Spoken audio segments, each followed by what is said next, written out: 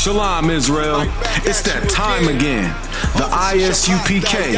under Commanding General Yahanna presents the Lord's 57th Annual Passover. That's right, the Lord's 57th Annual Passover, April 4th, 2026 in Houston, Texas. All Black, Hispanics, and Native Americans are commanded to observe the Lord's Passover. This will be the biggest Passover to date.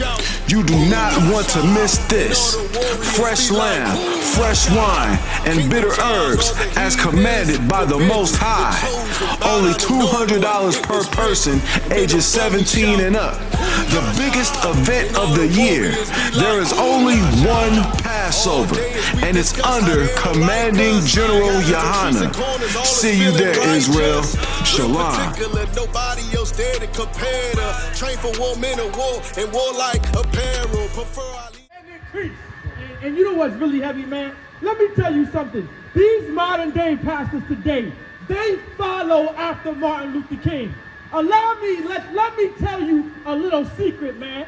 Pastors before Martin Luther King believed that you were supposed to be separate from white people, to be separate from other nations and people. There were pastors in the 60s that believed in black power, that believed that black was beautiful, that believed that black people are to be together. But because of Martin Luther King, a disgusting, lustful pastor is why your pastors are so evil today.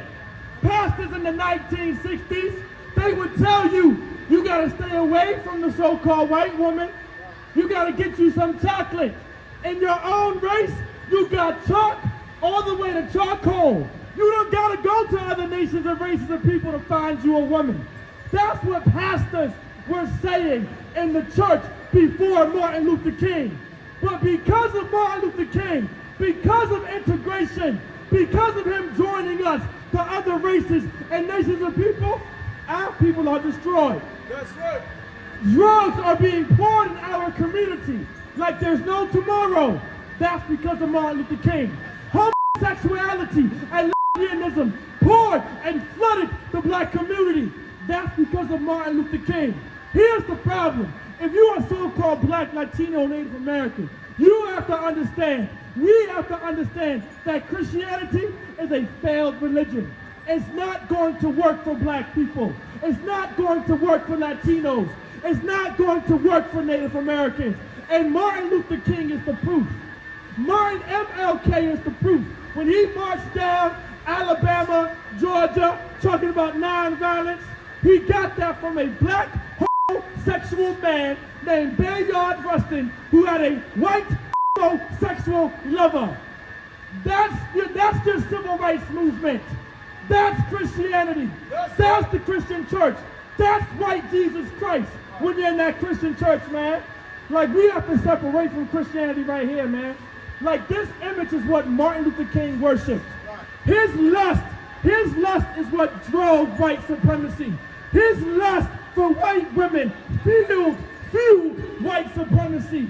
And it promoted white supremacy. And guess what? Christianity is a white supremacist religion. I have a question for you, so-called black man, Native American man, and Latino man. What's the religion of the KKK?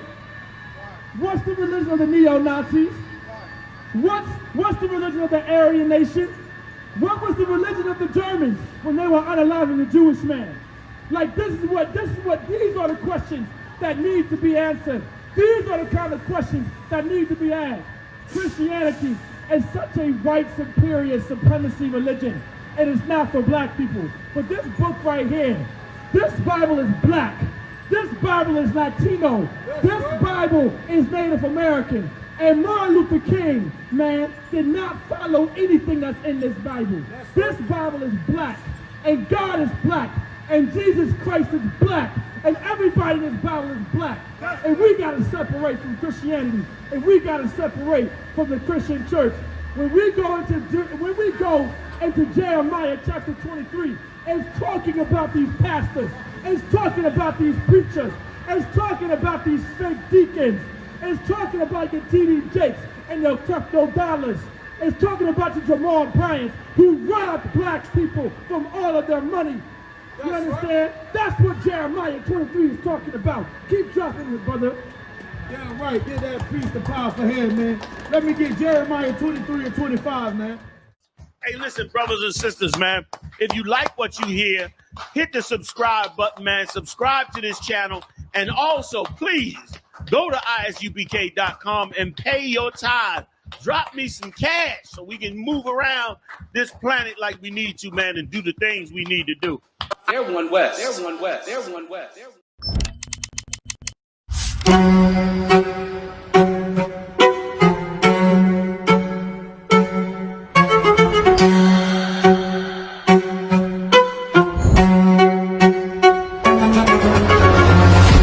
He parted the Red Sea, and an entire nation of Israel walked out of slavery.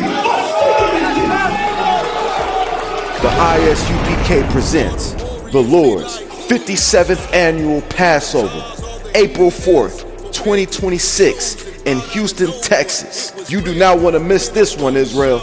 Shalom.